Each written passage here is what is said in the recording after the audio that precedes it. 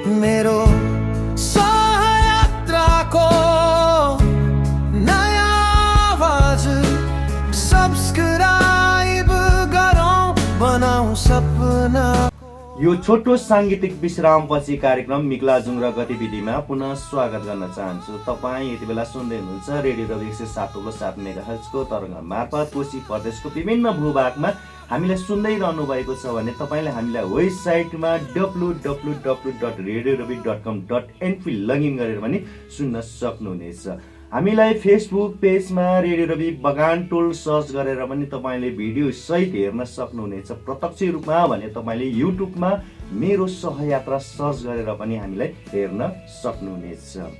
हामी मिक्लाजुङ गाउँपालिका भित्रको समसामयिक विषयवस्तुलाई नै समेट्दै आइरहेका छौँ भने हामी मिक्लाजुङ गाउँपालिकाले के कस्ता खालका नीति निर्माण योजनाहरू ल्याएका छन् भन्ने विषयवस्तुलाई नै हामी समेट्दै आइरहेका छौँ र वडा स्तरीयबाट कस्ता खालका योजनाहरू भइरहेका छन् र अनुगमनको पाटोलाई पनि कसरी हेरिरहेको छ र सङ्घबाट प्रदेशबाट कस्ता खालका योजनाहरू आएका छन् र योजनाहरू कसरी सञ्चालन भइरहेको छ र योजनाले कतिको फड्को मार्यो, विकास कति भइरह्यो भन्ने विषयवस्तुलाई नै यस कार्यक्रममा जोड्दै आइरहेका छौँ र सेवाग्राहीहरूलाई सेवा कसरी प्रभाव भइरहेको छ भन्ने विषयवस्तुलाई नै हामी यस कार्यक्रममा जोड्दै आइरहेका छौँ र यी र यस्तै खालका कुराकानी गर्नका लागि मेरो साथमा मिक्लाजुङ गाउँपालिकाको अध्यक्ष अमरराज माकिन्जी हुनुहुन्छ। उहाँलाई म कार्यक्रम मिक्लाजुङ गतिविधिमा स्वागत गर्न चाहन्छु। नयाँ वर्ष 2083 सालको शुभकामना सहित कार्यक्रम मिक्लाजुङ र गतिविधिमा अध्यक्षजी यहाँलाई स्वागत छ। धन्यवाद बुद्धजी, तपाईँलाई पनि नयाँ वर्षको शुभकामना दिन चाहे। हजुर पक्कै पनि अध्यक्षज्यू, अब तपाईँ लगायत यति बेला मिक्लाजुङ गाउँपालिकाको अवस्था कस्तो छ, हालखबर कस्तो छ? म लगायत मिक्लाजुङ गाउँपालिकाको अवस्थाको बारेमा सोच्नुभयो। मिक्लाजुङ गाउँपालिकालाई हामी जति पनि मिक्लाजुङ गाउँपालिकामा निर्वाचित भएर आएका छौँ जनप्रतिनिधि, हामी निरन्तर मिक्लाजुङ गाउँपालिकाको विकास समृद्धि र मिक्लाजुङ गाउँपालिकाको मुहार फेर्नको लागि निरन्तर हामी लागि नै रहेका छौँ, खटिँदै रहेका छौँ। हजुर निरन्तर लाग्नु भएको छ अध्यक्षज्यू, तपाईँहरू गर्नुभएको छ। अब नागरिक समक्ष जनप्रतिनिधिको सम्बन्ध त अब नजिक त हुनै पर्ने हुन्छ। अब अध्यक्षज्यू यही कुरालाई जोड्ने क्रममा चाहिँ हालसालै अब गाउँसभा पनि सम्पन्न भएको छ होइन। अब हालै सम्पन्न हिउँदे गाउँसभाले विभिन्न योजना र नीतिहरू पारित गरेकै होला। अब यसको कार्यान्वयन पारदर्शिता र जन अपेक्षा पुरा हुने विषयमा केही जिज्ञासा राख्न चाहन्छु अध्यक्षज्यू। अब गाउँसभाबाट पारित योजनाहरू कार्यान्वयन सुरु कस्तो छ अध्यक्षज्यू? अब योजनाहरू परिमार्जित भयो के छ अध्यक्षज्यू? गाउँसभा हिजो मात्रै सम्पन्न भयो, चैत 29 गते। अब यो हिउँदे गाउँसभा भनेको बजेट निर्माण, बजेट तय गर्ने गाउँसभा होइन। थोरै बजेटहरू संशोधन गर्नको लागि, नीति निर्माण गर्नको लागि बसिन्छ यो हिउँदे गाउँसभा। यो हिउँदे गाउँसभामा चाहिँ हामीले असारमा बनाएको बजेट योजना तर्जुमा बनाएको गाउँसभाहरू हामी बजेट ब्रेकडाउन गर्छौँ। त्यो बजेट ब्रेकडाउन गरेको बजेटहरू चाहिँ कुनै कुनै संशोधन गर्नुपर्ने हुन्छ। हामी एकैचोटि एक वर्षको योजना ब्रेकडाउन गरेका हुन्छौँ। हामीले थोरै थोरै विषयगत शाखामा बजेट राखेका हुन्छौँ। अब हामीले उदाहरणको निम्ति यो विपद व्यवस्थापनमा हामीले पैसा 10-15 लाख जति राखेका छौँ। 15 लाखको हाराहारीमा राखेका थियौँ। अब विपदमा यति खर्च हुन्छ भनेर अनुमानित त हो। अब त्योभन्दा बढी विपदमा खर्च भयो, त्यस्तो खालको आयो भने त्यो शीर्षकमा नपुगेको बजेट चाहिँ अर्को शीर्षकबाट हामीले ल्याएर त्यो शीर्षकमा जम्मा गरेर त्यो भुक्तानी दिने काम गर्छौँ। यो नीति निर्माण गर्ने ठाउँ र संशोधन गर्ने बजेट जो गाउँसभाले गर्छ त्यो गाउँसभा हिजो सम्पन्न भयो। सम्पन्न भएको खण्डमा नागरिकहरूको बारेमा कुरा उठाउनु भयो। नागरिकहरूको अपेक्षा धेरै, हाम्रो बजेट चाहिँ थोरै। अब गाउँसभा नागरिकको अपेक्षा धेरै। अब यसमा सबै नागरिकले भनेका कुरा उनीहरूले अपेक्षा गरे जति हामी सम्बोधन गर्न सक्दैनौँ, पर्याप्त हामीसँग बजेट नभएको कारणले गर्दा। त्यो कारणले गर्दा हामीले आवश्यकता हेरी जुन कुरा आवश्यक छ त्यो कुराले चाहिँ हामी कार्यपालिकामा निर्णय गरेर गाउँसभामा त्यसलाई अनुमोदन गर्छौँ, त्यसलाई सम्बोधन गर्ने काम हामी गर्छौँ। हजुर, पक्कै पनि अध्यक्षज्यू अब यो प्राथमिकतामा परेका अब या त अब यो परिमार्जित कुनै योजनाहरूलाई त गर्नु त पर्छ नि अध्यक्षज्यू, त्यसैको लागि गाउँसभा होइन। अब जस्तै अध्यक्षज्यू अब तपाईँलाई अर्को प्रसङ्ग चाहिँ के जोड्न चाहे भने अधुरा रहेका अथवा पुराना योजनाहरूलाई चाहिँ कसरी समेटियो त अध्यक्षज्यू? पुराना योजनाहरू, सकेका योजनाहरू चाहिँ हामीले शीर्षक चयन गरेर हुन्छ, हामीले कुनै स्रोत राखेका, कुनै बहुवर्षीय ठेक्का हालेका चाहिँ काटेर जो सकेका चाहिँ हामी भुक्तानी दिँदै जान्छौँ सकेका कामहरूलाई चाहिँ। र 2 आर्थिक वर्ष गएकालाई चाहिँ आउँदो वर्ष कुनै ठेक्का निकाल्न बाँकी राखेकोलाई चाहिँ हामी त्यतिकै राख्छौँ, त्यसलाई थाँती राख्छौँ, त्यहाँको भविष्य अर्कोमा सार्छौँ र यसरी नै हामी काम गर्दै आएका छौँ। हजुर, पक्कै पनि अध्यक्ष अब गाउँसभा पछि चाहिँ अब सेवाग्राहीले महसुस गर्ने खालका सुधारका अब पाटाहरू पनि के छन् होला? यो धेरै सुधार गर्नुपर्छ, जनप्रतिनिधिले के अपेक्षाहरू नागरिकले राख्छन्, अब जनप्रतिनिधिले त्यो हिसाबमा राम्रा काम त गरिरहेका छौँ भन्ने उहाँहरूको दाबी पनि छ, सुधार गर्ने पाटा चाहिँ के छ? राम्रा काम गर्छौँ भन्ने जनप्रति हामी चाहिँ लागि परेका छौँ, तर नागरिकले थोरैले मात्रै त्यसमा चाहिँ समर्थन गर्न सक्छ, थोरैले मात्रै बुझ्ने कोसिस गर्छ। किनकि हामीले मिक्लाजुङ गाउँपालिकामा आइसकेपछि, मिक्लाजुङ गाउँपालिका जिम्मेवारी लिइसकेपछि हामीले धेरै काम गरेका हौँ। तर चुनावको बखत, अरू कुनै भेटघाटको बखत व्यक्तिगत स्वार्थ बढी। अहिले धेरै डेभलप विकास भएर गएको, केमा चाहिँ विकास भएर गएछ भन्ने कुरा बुझाइमा मेरो बुझाइ, मैले देखेका, मैले भोगेका अनुभवहरू चाहिँ व्यक्तिगत स्वार्थमा धेरै हामी अगाडि बढ्यौँ। विकास त्यसले चाहिँ फर्को मारेर गयो, भएको कुरा पनि भयो भन्न नसक्ने व्यक्तिगत स्वार्थ र उसलाई एउटै व्यक्तिले मात्रै हुने काम गर्यो भने चाहिँ ठिक छ भन्ने, त्यो पनि धेरै पटक यसपालको चुनाव र यसपालको मेरो अनुभवले गर्दा 2 चोटि 3 चोटिसम्म एउटै व्यक्तिलाई कुनै किसिमको अनुदानको कार्यक्रम, अब काम गरेको अनुदानको कार्यक्रम त दिनै पर्यो, त्यो पाउँदै गएपछि उसकै जुन समिति बनाउने उमा काम जति फाइदा लिने क्रममा जो हुन्छ समिति जस्तो काम गर्छ नि, त्यो सिस्टम त पहिलेदेखि नै बस्दै आएको, हामीले भोग्दै आएका हौँ। उहाँले चाहिँ केही नदेख्ने काम त गरेछ, देखेर त केही पाउनको लागि उसले कामै नदेख्ने भएन हामी गर्छौँ भन्ने खालका समस्याहरू, त्यस्ता खालका कुराहरू देख्न पाइयो। अनि मैले निर्वाचित जनप्रति जो मेरा टिममा अहिले उहाँहरू हुनुहुन्छ, मैले भोगेका कुरा अब 2 पटकदेखि तेस्रो पटक भनौँ स्थानीय तहको प्रमुखमा उठ्ने जुन भनौँ उम्मेदवारी दिने संविधानले रोकिरहेको छ, संविधानले रोक्यो, बाटो बन्द गर्यो। अनि मेरो बुझाइ चाहिँ जो मेरा टिमका साथीहरूलाई सेयर गर्छु, के भन्छु भने पालिका र वडाको बजेट चाहिँ 30%, बाँकी 70% चाहिँ व्यक्तिले चाहिँ निकाल्नुपर्छ, साझेदारी लानुपर्छ। हामीले कार्यक्रम चलायौँ, साझेदारी बिना धेरै सेवा सुविधा दियौँ, त्यसले गर्दा त्यही चाहन्छ, त्यही खुसी गर्छ, त्यसले गर्दा हामी काम गर्न नसक्ने गर्छौँ। एउटा कृषिमा यो कृषि टिमको लागि र कृषि शाखाले 5 लाखको कार्यक्रम बनाएको थियो, साझेदारीमा त्यो पैसा यसपाल कार्यान्वयन भएन। अनि त्यो बुझाइ, त्यो मेरो अनुभवले गर्दा सित्तैमा बिना साझेदारीमा धेरै हामीले लगानी गरेछौँ, अनुदान दिएछौँ। यो अनुदान कार्यक्रम बन्द गर्नुपर्छ, अनि मात्रै नागरिकले काम भयो भएन भन्ने कुरा काम भएको महसुस गर्छ। अध्यक्षज्यू, यो तपाईँले अहिले यो धेरै स्वार्थमा अब लागेका कुराहरू तपाईँले दर्शाउनु भयो, गर्नुभयो। अब तपाईँहरूले भन्दै आएको कुरा चाहिँ के भने मेक्लाजुङ बन्दैछ, मेक्लाजुङ बनेको छ, मेक्लाजुङ समृद्धितिर ढल्किसकेको छ भन्ने कुराहरू तपाईँले गरिरहँदाखेरि मेक्लाजुङ साँच्चै हेर्ने भने 20 वर्षभन्दा अगाडिको कुराहरूलाई कोटाउने भने 10 वर्षभन्दा अगाडिको कुरालाई हेर्ने हो भने मेक्लाजुङ केही मात्रामा माथि उठेको छ, तर नागरिकहरूले चाहिँ यो अझै बनेको छैन भन्ने कुराहरू आइरहन्छ। एउटा प्रश्न बिचमा तालमेल चाहिँ कहाँ नमिल्या हो? तालमेल नमिलेको कुरा होइन बुद्धजी, मैले अघि कुरा गरेँ व्यक्तिगत स्वार्थले गर्दा विकासै व्यक्तिगत स्वार्थ मात्रै बोल्ने कुरा र व्यक्तिगत स्वार्थको कुरा राख्ने मात्रै विकास भएछ जस्तो लाग्छ। अब हामीले मिक्लाजुङ गाउँपालिकामा धेरै गर्यौँ त, सबैले देखेका हो नि त। हामी आउने बेलामा मिक्लाजुङ गाउँपालिकामा एउटै बत्ती नै थियो, बिजुली बत्ती थियो त। हामी 74मा आयौँ, 74 असार 21मा शपथ ग्रहण गरेर हामी आयौँ। 75 पुस 17 गते उद्घाटन भयो। एक घरमा समेत 60-70 बिजुलीको पोल गाडेर हामीले बत्ती दिएका छौँ।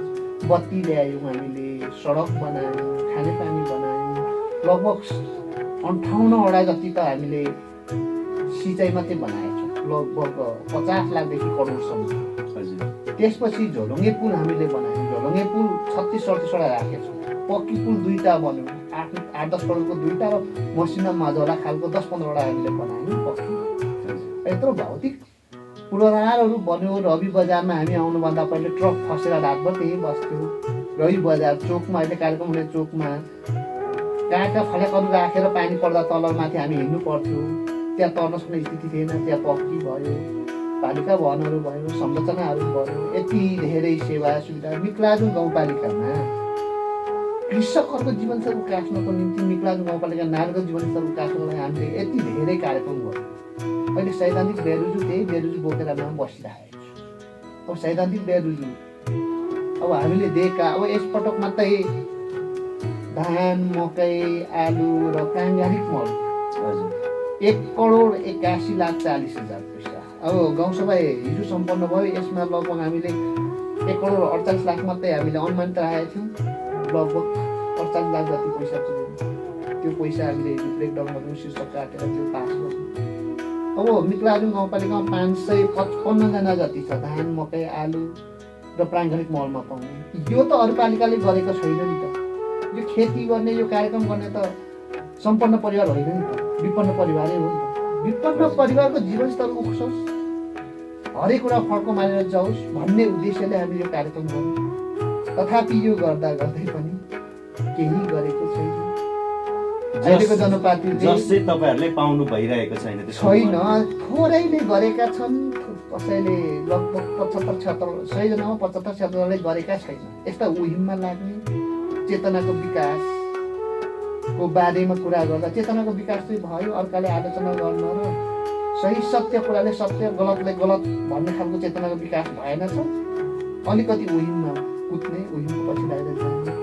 अब प्रसङ्ग मैले किन यो कुरा गरेँ भन्दा सबैभन्दा पहिले घर परिवार बन्नुपर्छ। घर परिवार राम्रो भयो भने समाज बन्छ, समाज बनेपछि वडा बन्ने, वडा बनेपछि पालिका बन्ने, पालिका बनेपछि देश बन्छ।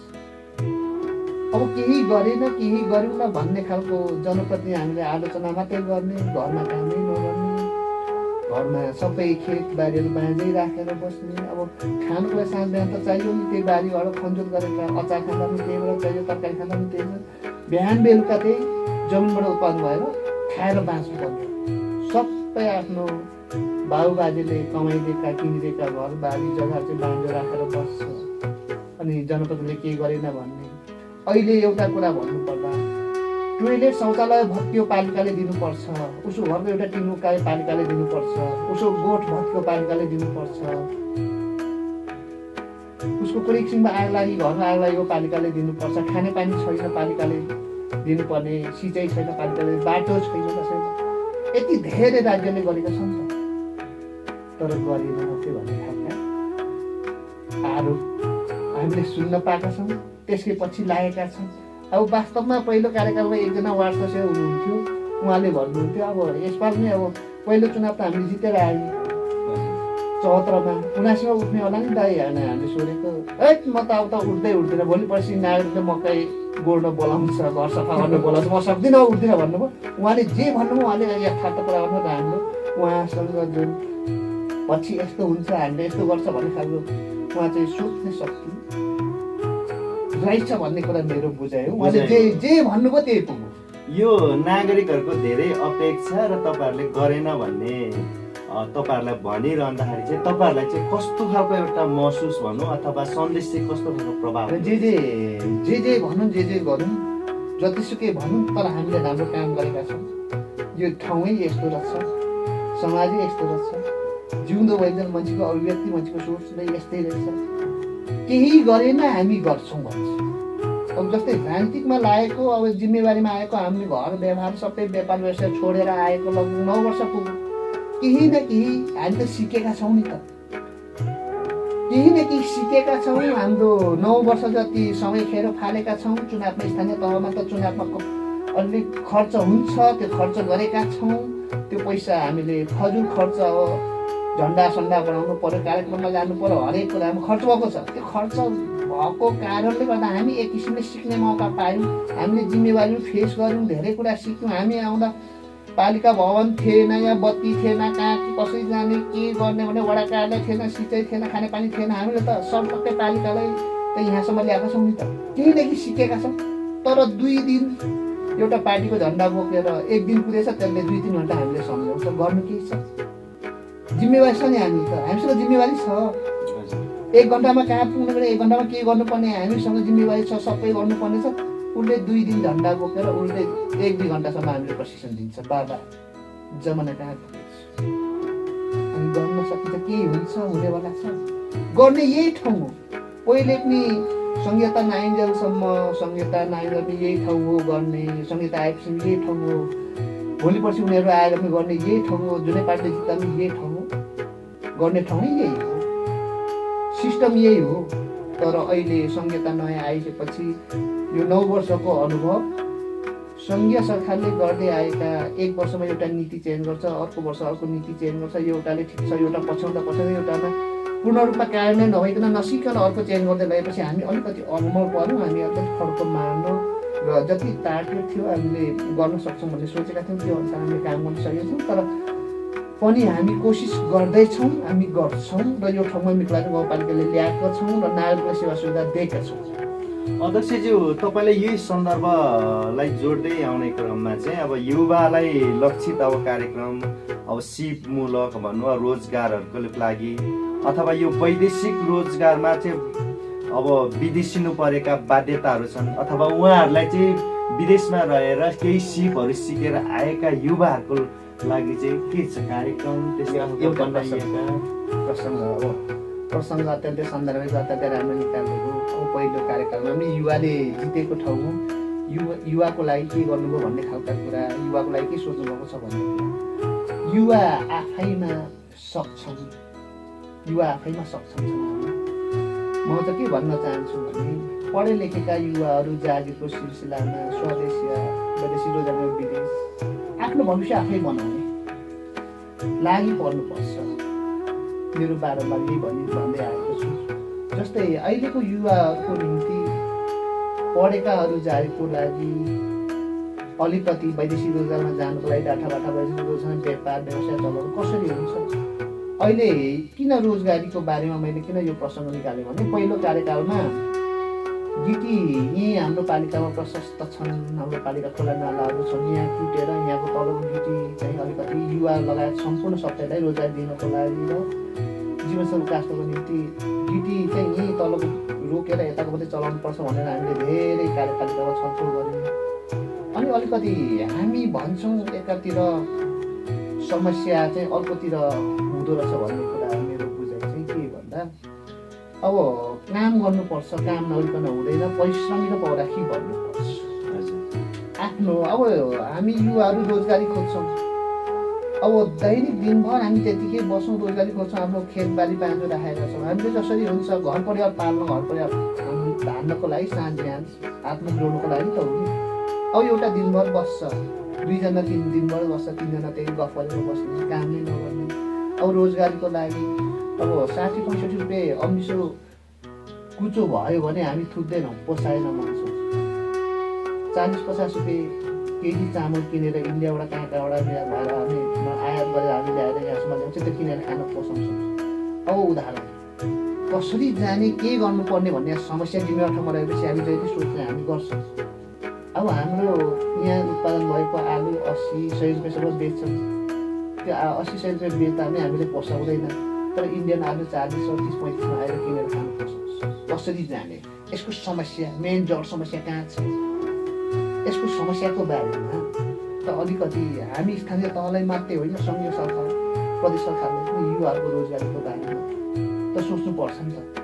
अब यहाँ कुरा हाम्रो सम्बन्धित ठाउँ नागरिकसँग जोडिएको ठाउँमा हामी भएको कारणले गर्दा वैदेशिक रोजगारीमा पठायो भन्ने खालको आरोप आक्षेप आउँछ।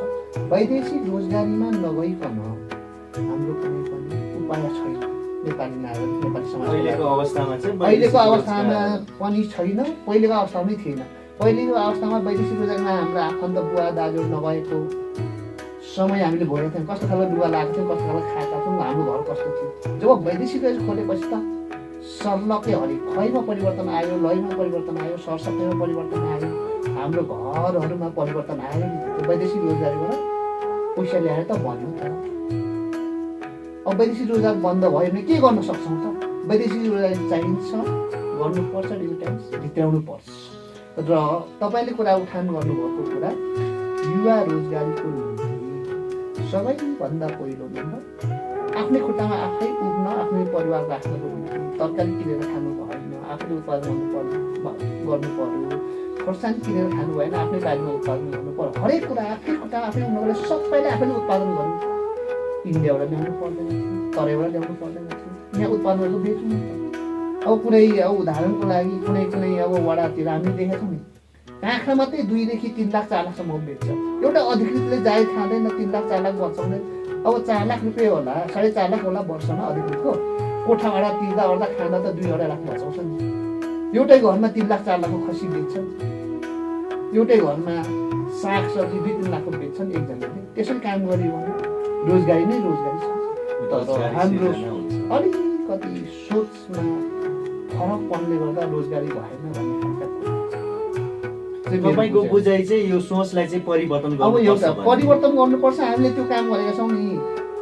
धान रोप्नेले पैसा दिएका छौँ, मकै रोप्नेले, आलु रोप्नेले पैसा दिएका छौँ। हामी मल बनाउनेलाई सबै व्यवहारिक भएन, सबैले कसरी समेट्न लान सकिन्छ भनेर मलमा मात्रै 40 लाख छ।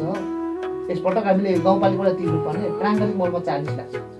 यसरी बर्खामा हामी चाहिँ एउटा कार्यविधि बनाएर बर्खामा उम्रेका झारपातको आएर बनाउँदा पनि भयो, गाईको भए पनि भयो, सुँगुरको भए पनि भयो। अनि सबैको मललाई बाख्राको पनि हामीले चाहिँ उमा राखेका छौँ नि कार्यविधि। त यो काम गरियो भने यसले उत्पादनसँग जोडिन्छ, मलले खानेकुरा तरकारी हर कुरा नगदे बारेमा जोडिन्छ। यो कार्यक्रम त हामीले ल्याएको हो नि त सबैले रोजगारी दिनको लागि।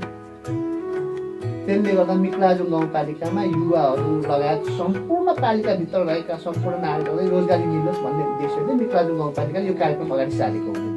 हजुर, पक्कै पनि अध्यक्षजी अब यहाँसँग विशेष त अब यो के छ भन्दाखेरि नागरिकसँग नजिक रहेका जोडिएका त सडकहरूले अब यी विषयलाई नै अलिकति थोरै जोड्न चाहन्छु अध्यक्षजी। अब पालिकाभित्र रहेका अब अधुरा अथवा बनिसकेका सडकहरू चाहिँ अब कहिले यो सम्पन्न हुँदैछन् अथवा यो प्रदेशबाट सङ्घबाट स्थानीय तहबाट भएकाहरू के अवस्थामा पुगिरहेका छन्? गाउँपालिकाबाट सङ्घ प्रदेशबाट हाम्रो जहिले पनि समग्रको साझेदारी हजुर बजेटहरू आउँछ। यो बजेटहरू 1 आर्थिक वर्षको मात्रै हुन्छ।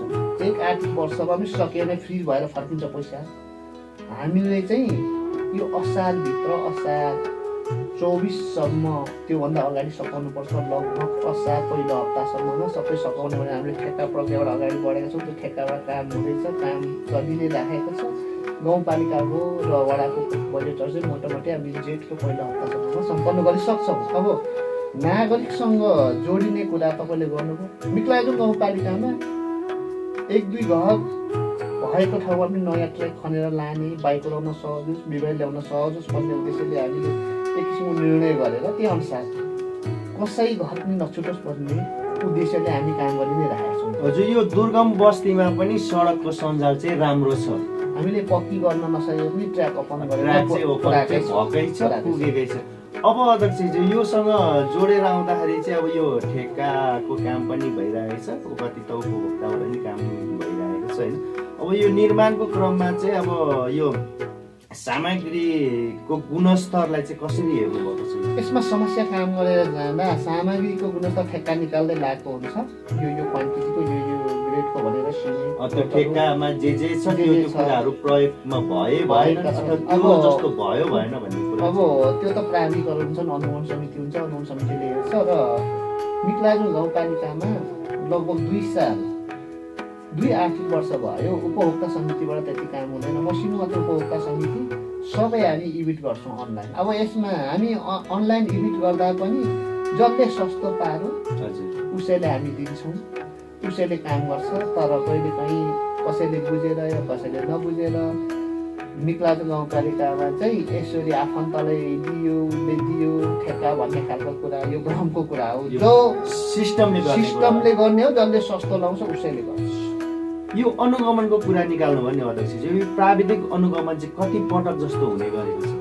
प्राविधिक अनुगमन त कहिले 2 दिनमा एकचोटि, कहिले 3 दिनमा, कहिले 4-5 दिनमा हुन्छ। कहिले हामी प्राविधिकमा गइबस्छ, भ्याएको बेला म पनि जान्छु, अनुगमन समिति पनि जानुहुन्छ, सम्बन्धित वडाका निर्वाचित वडा अध्यक्ष लगायत सदस्यज्यूहरूले पनि हेर्नुहुन्छ यस्तो यस्तो हुँदैछ भन्ने खालका त्यहाँ नागत गर्नुहुन्छ, त्यहाँ काम गर्दा कुनै कमसल खालको काम भने यस्तो भयो भने फोन अब अहिले त सबै सञ्चारको माध्यमले गर्दा थाहा भइहाल्छ, हामी जान्छौँ र भरसक सकेसम्म यो नै गर्नको लागि हामी अगाडि बढ्छौँ। कमसल खालका काम गर्ने अथवा ठेकेदार पनि भनौँ अथवा उपभोक्ताबाट त थोरै नै काम हुँदो रहेछ अध्यक्षजी, हुनेछ गरेको हुन्छ।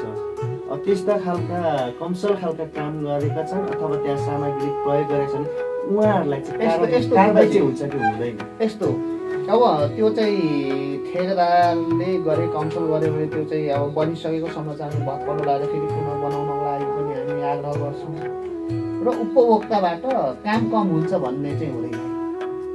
यो जस्तै मिक्लाजुङ गाउँपालिकामा 2 लाखले नयाँ ट्र्याक 1 किलोमिटर हामी खन्न लाउँछौँ। जम्मा 25 लाख आएर थियौँ पहिलोचोटि यो कृषि ट्र्याक ओपनको लागि 12 किलोमिटर जति हामीले खोल्यौँ। 12 किलोमिटर ट्र्याक खोल्नको लागि 2 देखि 5 करोड लाग्थ्यो ठेक्कामा जान्छ, त 25 लाखले खोल्यौँ नि त। उपभोक्ता समितिले काम गरेन भन्ने खालको कुरा उठ्छ, उनीहरूले थोरै गर्यो भन्ने खालको उठ्छ। त्यसपछि हामीले एक किसिमको कार्यविधि नै बनाएको थियौँ 2-3 साल। मर्मत सम्भाव्य भनौँ चौडा बनाउनको लागि पुरानो खनेका बाटोले 2 मिटर काट्न लानुको लागि 1 लाखले 2 किलोमिटर काट्नु लाग्छ। ठेक्का प्रक्रियामा गएको भयो त्यो 1 किलोमिटरमै काटिन्छ, 25-30 लाखले 1 किलोमिटरमै काटिन्छ। उपभोक्ता समितिबाट पनि हुन्छ नि त, कार्यविधि गर्नु पर्यो। अब एउटा कुरा मैले प्रश्न किन यो जोडेँ भन्दा मिक्लाजुङ गाउँपालिका त्यसरी काम गरेपछि अत्यन्तै धेरै ट्र्याक ओपन पहिले हामीले खोलिसक्यौँ।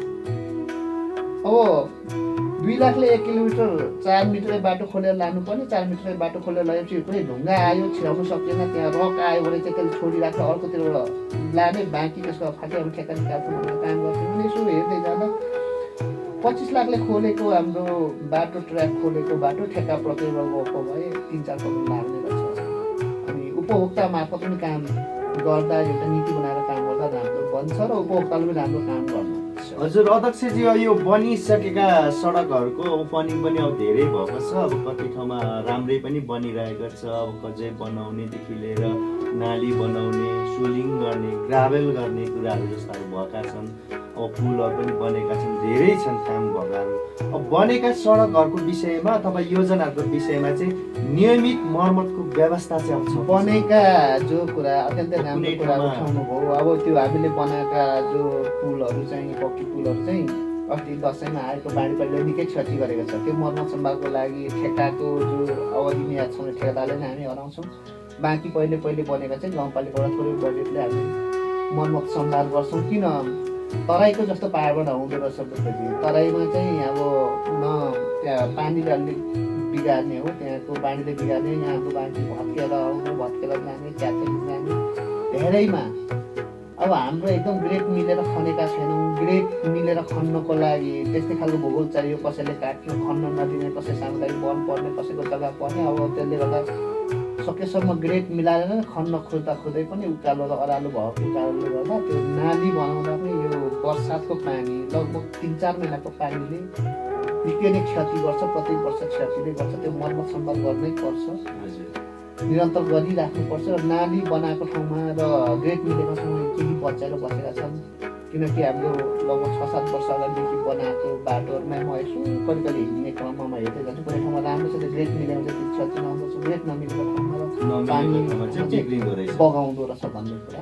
तराईको जस्तो चाहिँ हाम्रोमा हुँदैन। हाम्रोमा लगानी भइबस्छ, खर्च भइबस्छ। हजुर अध्यक्षजी, अब सडक विकास र मात्रामा अब जनताको अब दैनिक जीवनमा चाहिँ अब सहज बनाउन अब त्यसैले योजनाको अब कागजमै सीमित नरहिकन गुणस्तर र दिगो रूपमा कार्यान्वयन होस् भन्ने मेरो पनि अपेक्षा हो, हाम्रो पनि अपेक्षा हो र यस्तै हो सदस्यज्यू। अब यही सन्दर्भलाई थोरै म अर्को जोड्ने भन्दा पनि आगामी कार्यक्रममा पनि जोड्दै जाउँला। सडकको विषयमा, खानेपानीको विषयमा, स्वास्थ्यको विषयमा, कृषिको क्षेत्रमा धेरै अब काम भएको छन्। ती काम भएकै कामहरूलाई मात्रै पनि यहाँ सम्बोधन हामीले यस कार्यक्रममा गर्दै आएका छौँ अध्यक्षज्यू। अब के छ भन्दाखेरि अब नयाँ शैक्षिक सत्र पनि अब सुरु हुन चाहिँ लागेको छ। अब विद्यालयहरूमा अब यो शैक्षिक सत्र सुरु हुन लागिसकेपछि अब तयारी अवस्था कस्तो छ, अब विद्यार्थीहरूको भविष्यसँग जोडिएको अब विषयमा केही जिज्ञासाहरू राख्न चाहन्छु अध्यक्षज्यू। अब यसै सन्दर्भमा अब शैक्षिक सत्रका लागि विद्यार्थी अब विद्यालयहरूमा कतिको तयारी छ आउने, अब नयाँ भर्ना हुने? पहिला अब मैले नेपाल सङ्घीय सरकारको नीतिगत कुराले अलिकति असहज हुन्छ मैले भने हामीले त वार्षिक क्यालेन्डरै बनाइसक्यौँ भन्नाले निर्णय भइसकेको थियो। नवशिक्षा समिति बसेर कार्यकालमा पास भइसकेको थियो। अब पहिले हामी आउनुभन्दा अगाडिको शिक्षाको जो नीति बारेमा अलिकति हामीलाई अप्ठ्यारो भयो, त्यसलाई लाइनमा ल्याएका थियौँ। अहिले जुन शैक्षिक सत्रको बारेमा भर्ना अभियानको कार्यक्रम यसरी गर्नुपर्छ, यसरी जानुपर्छ भनेर शैक्षिक सत्र सुरु हुन्थ्यो। अब अहिले सङ्घीय सरकारले गरेको सूचना जो स्थानीय तहलाई पनि पठाएको छ, पत्र पठाएको छ, त्यो अनुसार जाने कसरी जाने भन्ने कुरामा कुनै अब स्थानीय तहले त हुँदैन, त्यो हाम्रो भूगोलले गर्दा हामीले विकट ठाउँले गर्दा हामी गर्दैनौँ भन्ने खालको कुरा पनि लेखेका छन्। अनि मिक्लाजु गाउँपालिकामा चाहिँ अब कक्षा 8को परीक्षा र 5को परीक्षा चाहिँ हामीले जो पहिले गरेका थियौँ त्यही अनुसार नियमित रूपमा हामीले गऱ्यौँ। अब चान्स एक्जामको लागि 3 गतेदेखि आफ्नो फेल हुने नानीहरूलाई चाहिँ 3 गतेको लागि फेरि एक्जाम गराउनु भनेर खालको एक निर्णय भइसक्यो, त्यो गर्छ। यो भर्ना अभियानको बारेमा चाहिँ विद्यालयले आफ्नै किसिमले तपाईँले अगाडि बढ्नु भनेको छु। अब 15 गते सङ्घीय सरकारले बनाएको 15 गते मात्रै 15 दिनमा सुरु गर्दा त अब भनौँ सामुदायिक विद्यालय, सरकारी विद्यालयमा विद्यार्थी नपाएर कहिले खोज्नु जानु पर्थ्यो, विद्यार्थी थपाउनु जानु पर्थ्यो। अब 15 गतेदेखि मात्रै सुरु गर्दा सबै निजी विद्यालयमा जान्छ विद्यार्थीहरू। विद्यालय मर्ज गर्नुपर्ने स्थिति भनौँ देखिन्छ। योभन्दा अगाडि पनि विद्यार्थी छैन सामुदायिक विद्यालयमा, त्यसले गर्दा आफ्नो तरिकाले जानु तपाईँहरू सम्बन्धित विद्यालयका हेड्सहरूलाई चाहिँ आफ्नो तरिकाले जानु है तपाईँहरू। अब विद्यार्थी भएन भनेपछि अप्ठ्यारो, निजी विद्यालयमा जान्छन्, कुनै तराईतिर लान्छन्, पढाइ भएपछि नभएपछि। त्यसले गर्दा आफ्नो तरिकाले जानु हामीले भनेका छौँ। जुन कक्षा 8 र 5को परीक्षा चाहिँ हामीले पालिका स्तरले गरेका थियौँ, पालिका स्तर गरिसकेपछि त्यो रिजल्टहरू गर्ने र जुन भर्ना अभियानको लागि अगाडि बढ्नुको लागि आफ्नो तरिकाले रिजल्ट चाहिँ हामी पास हुनेको चाहिँ अब 8को रिजल्ट पनि आइसकेको छ, 5को पनि आइसकेको छ, त्यही अनुसार भर्ना गर्दै जाने हो भन्ने खालको कुरामा हाम्रो आन्तरिक नीतिगत कानुनी कुरा एकातिर भए पनि व्यवहारिक पाटालाई चाहिँ समेटेर अगाडि बढेका छौँ। हजुर, यो चाहिँ अब तपाईँहरूले झिनो मसिनो तरिकाले अब पालिकाबाट चाहिँ यहाँको अवस्थालाई बुझेर, यहाँको अवस्थालाई हेरेर तपाईँहरूले एउटा शैक्षिक क्यालेन्डरको माध्यमबाट अथवा डिजाइनै बनाएर तपाईँहरू लाग्नुभयो। त्यसमा चाहिँ सङ्घीय सरकारले थोरै परिमार्जित गरेकोले गर्दाखेरि अलिक अप्ठ्यारो सिर्जना छन् भन्ने तपाईँको बुझाइने अप्ठ्यारो परिस्थिति छ, हामीले झेलेका छौँ नि त। काठमाडौँतिर अब काठमाडौँ मेन मुख्य सहर बजारको बनाएर त्यो नीति बनाएर भएन नि त, त्यहाँ त पर्याप्त विद्यार्थी छ, हाम्रोमा त छैन नि त। यो समस्या छ। अब यो समस्या किन देखियो भन्दा मिक्लाजु गाउँपालिकामा 56वटा विद्यालयमा 2-3वटा त हामी 5 चल्नेलाई 3मा जान्यौँ, 3 चल्नेलाई बालिका सौदालाई 2-4वटा त हामीले मर्ज गरिसक्यौँ मोटामोटी।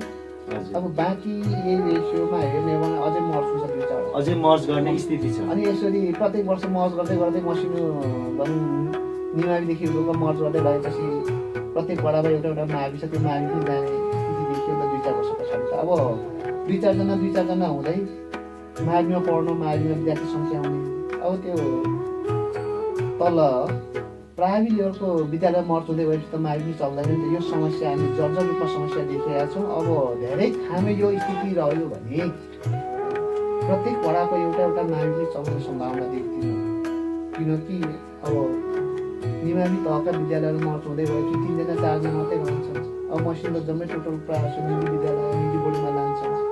लगेपछि यो समस्या छ। मैले योभन्दा अगाडि जुन 2-4 वर्ष अगाडि नै यो कार्यक्रमतिर म बोल्दै आएको थिएँ। मैले 2-4वटा देखेका कुरा चाहिँ नेपालको सहकारी डुबान्ते सहकारी यो काम छैन मैले भनेको थिएँ सबै सहकारी भविष्य राम्रो छैन हजुर यो सामुदायिक विद्यालयको भविष्य छैन मैले भनेको थिएँ सामुदायिक विद्यालयको भविष्य म देख्दिनँ अब उदाहरणको लागि अब यो हाम्रो रवि पालिका भएको दुर्गा मायाले थामिरहेछ अहिले तल निमाईसम्म विद्यार्थी देखिने 5 सम्म विद्यार्थी देखिँदैन अब यहाँ आसपास रहेका विद्यालयहरू मर्ज गर्ने स्थिति आयो यो मर्ज गरिसकेपछि माविमा विद्यार्थी हुँदैन पछि 8-10 वर्ष पछाडि यही रेसियो रह्यो भने मावि पनि चल्दैन एकदमै गाह्रो छ भन्ने समस्या तपाईँको छ समस्या छ अब अध्यक्षजी अहिले रहेका जुन विद्यार्थीहरू रहेका छन् उहाँहरूलाई चाहिँ पाठ्य पुस्तक चाहिँ समयमै उपलब्ध गराउने अथवा सुनिश्चित गराउने चाहिँ के छ त्यसको लागि सङ्घीय सरकारले बजेट दिन्छ हामी स्थानीय तहलाई त्यही अनुसार हामीलाई खरिद गर्ने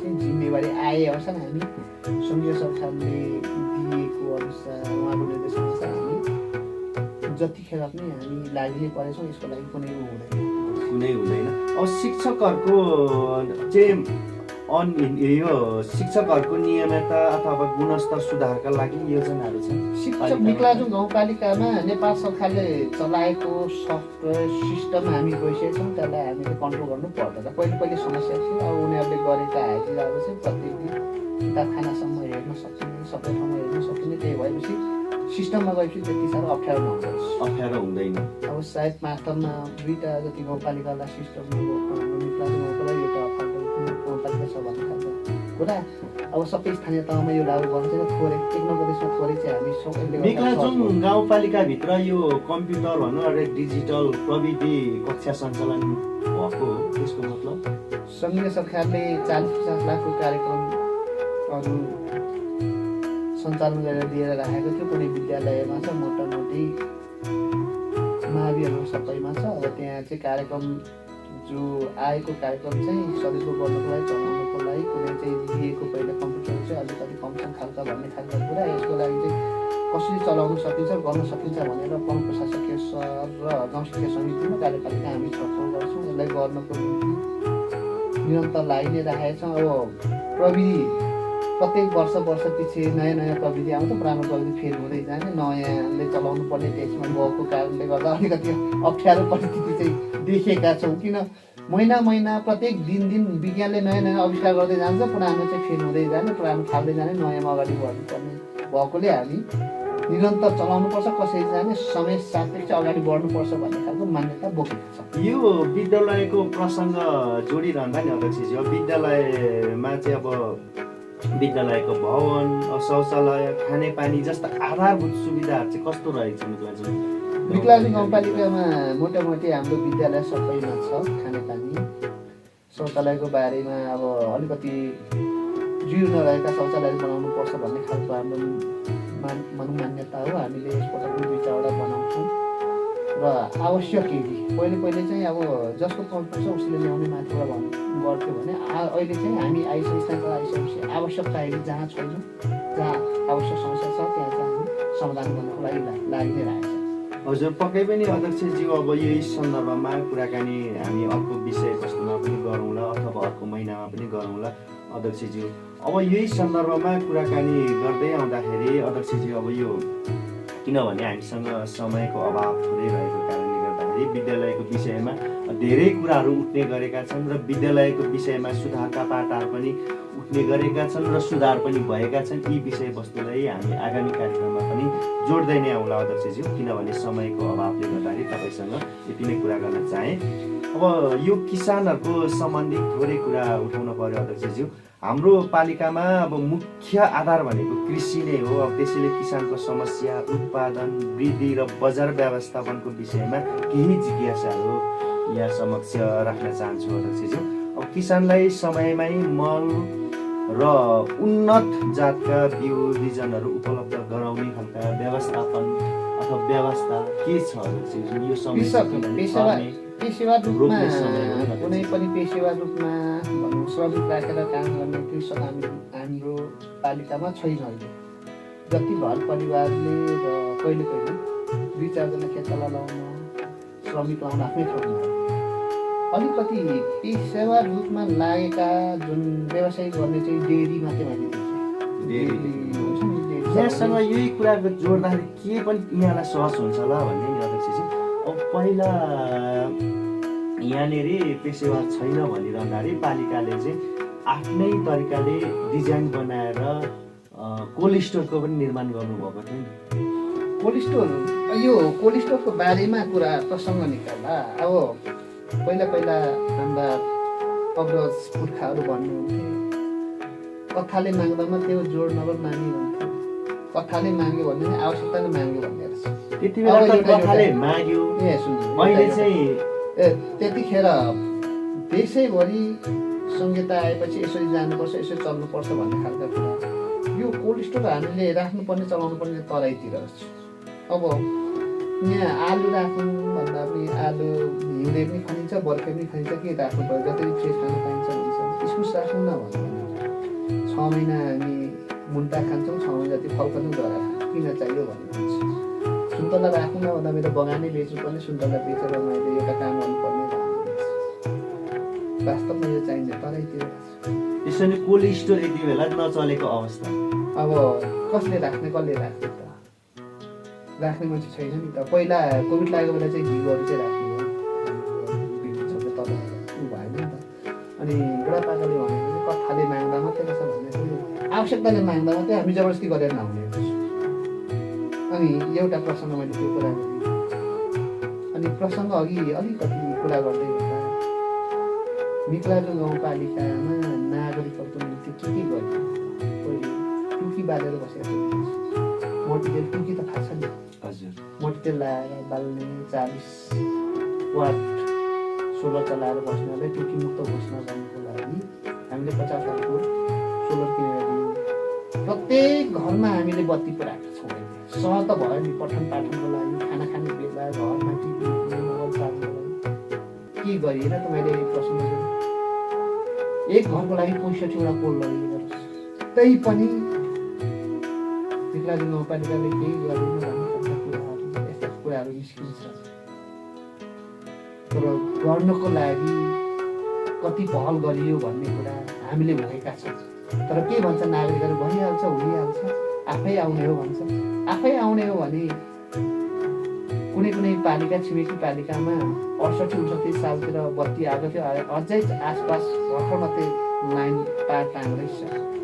भइहाल्छ, हुइहाल्छ भने त्यतिखेर त्यहाँ पनि हुनुपर्ने हो नि त। हाम्रो त 75 साल पुस 17 गते उद्घाटन गरे हो। कुन घर छुटेको छ त बत्तीको लागि, लु भन्नुहोस् त तपाईँ। यो आफै आउँछ नागरिकहरूले भन्दाखेरि चाहिँ तपाईँको बुझाइमा चाहिँ आफै सिस्टममा आउँछ, आफै हुन्छ भन्ने चाहिँ पालिकाको चाहिँ के काम रह्यो र भन्ने तपाईँको बुझाइ हो। त्यस्तो खालको कुरा गर्छन्। कति दुःख गरिएको छ, कतिचोटि धाइएको छ, कतिचोटि मन्त्रालय गइएको छ, के गरिएको छ भन्ने कुरा त हामीले पो पाएका छौँ त। अब जिल्लाका प्रशासनमा कर्मचारी नहुँदा लगभग हामी चुनावमा हुनुभन्दा अगाडि 8-9 गते नै गाउँपालिकाबाट जिल्ला प्रशासनले बदाखत लेखेर गृह मन्त्रालयमा पत्र लेखाएको थियो। 16-17 गते, 21 गते चुनाव थियो, 14-15 गते नै निर्णय भइसक्यो त्यो गृहमा र गृह र उसमा हाम्रो जिल्ला प्रशासनमा। तर अहिले आएर हामीले गर्यौँ, उसो गर्यौँ, यस्तै मात्रेको जमाना रहेछ क्या। अब त्यो हामीले पत्र पठाएको, जिल्ला प्रशासनले बदाखत पठाएको त पालिकामा गएर पालिकाका जुन कोशी दर्ताबाट देख्न सकिन्छ नि, यस्ता खालका चाहिँ मौला आएर गए। यसले गर्दा अलिकति काम गर्ने, जो चाहिँ हामी काम गर्नेछौँ, काम गर्नेको चाहिँ आत्मबल चाहिँ अलिकति गिरेर जाने रहेछ भन्ने कुरा मेरो बुझाइ। अब अध्यक्षज्यू, यही प्रसङ्ग भन्दा पनि हामी यो कृषि क्षेत्रको लागि अलिकति थोरै केही कुरा उठान गर्न खोजिरहेका छौँ अध्यक्षज्यू।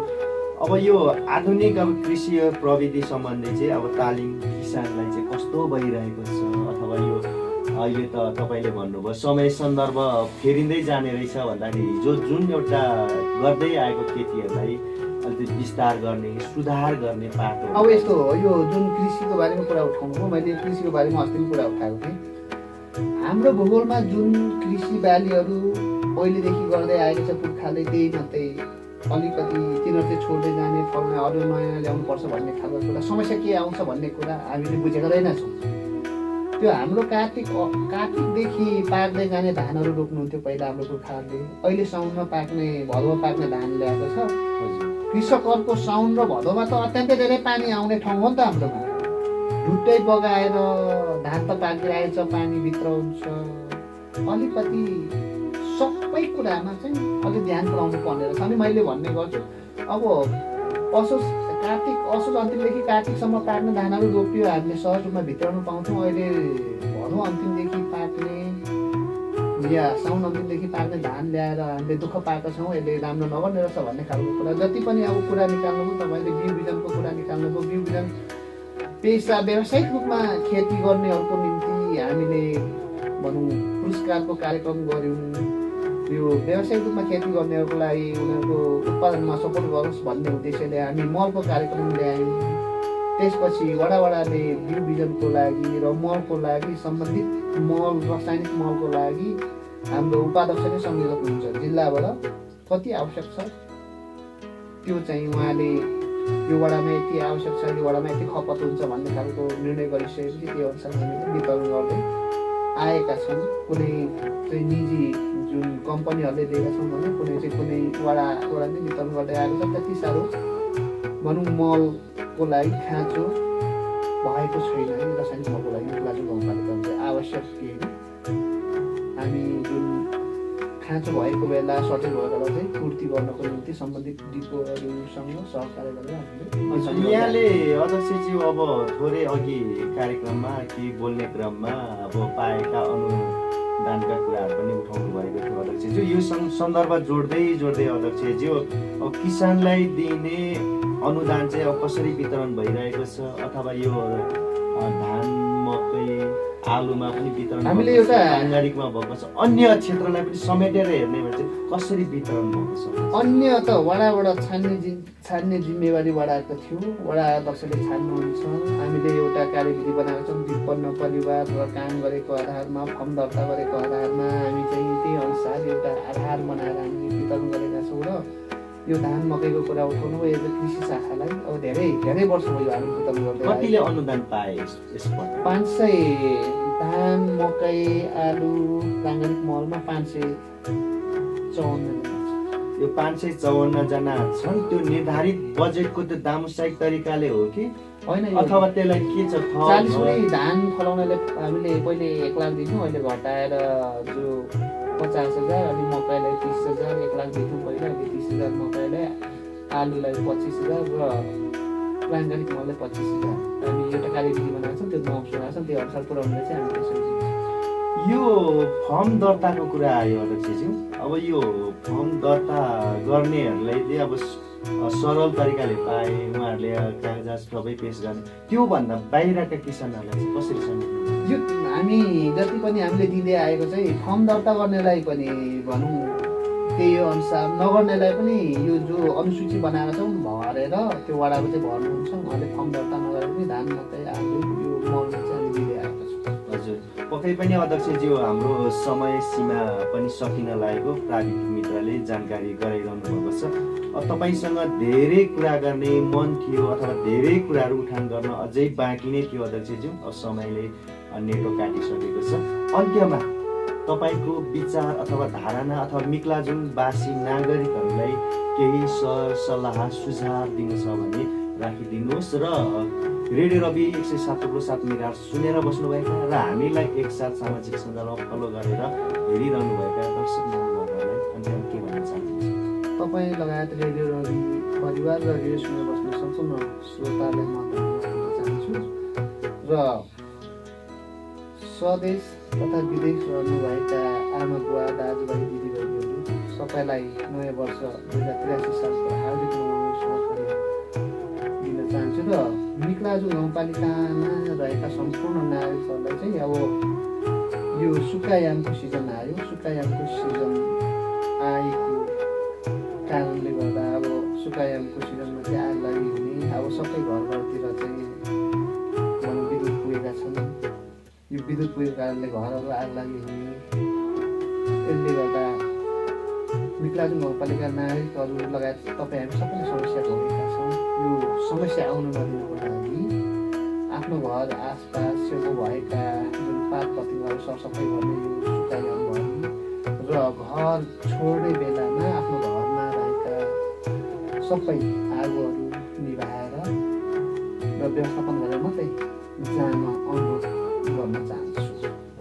हजुर, पक्कै पनि हाम्रो निर्धारित समय सकिन लागेको छ। यो बसाइबाट मैले पनि बिदा लिनुपर्ने हुन्छ र आफ्नो विचार, आफ्नो धारणा र मिक्लाजुङ गाउँपालिकाभित्र भएका समसामयिक विषयवस्तु र योजनाका काम र मिक्लाजुङ गाउँपालिकाले के कस्ता नागरिकहरू समक्ष सेवा पुर्याइरहेका छन् भन्ने विषयवस्तुमा आफ्नो विचार राखिदिनु भएकोमा मिक्लाजुङ गाउँपालिकाका अध्यक्ष अमरराज माकिमज्यूलाई पनि धन्यवाद दिन चाहन्छु। र त्यस्तै गरेर रेडियो रवि 107.7 मेगाहर्ज सुनेर बस्नुभएका श्रोता र हामीलाई रेडियो रवि बगानटोल सर्च गरेर फेसबुक पेजमा हेर्नुहुने दर्शक महानुभावहरू र युट्युबमा हामीलाई हेर्नुहुने दर्शक महानुभावहरूलाई पनि धन्यवाद दिँदै तपाईँकै पुस्तकमा म बुद्ध सुनुवार पनि बिदा हुन चाहन्छु। हवस् त, धन्यवाद, नमस्कार।